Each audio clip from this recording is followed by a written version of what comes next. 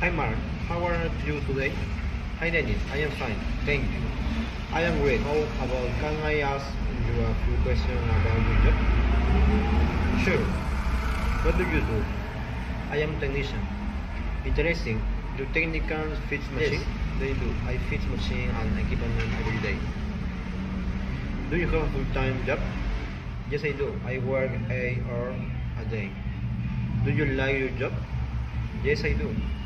I enjoy solving problems and helping customers. You, it's my turn. What do you do, Dennis? I am an electrical panel designer. Really? What do you do? I design electrical panel and prepare technical drawing. I also tell to customer about their project. Do you have a full-time job? No, I don't. I have a part-time job because I also study. Read.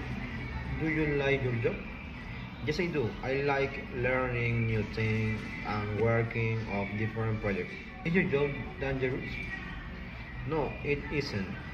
But electricians sometimes have dangerous job. That's true. What do your coworkers do? They repair machine and install equipment. Nice. And what do those slow people do in your company?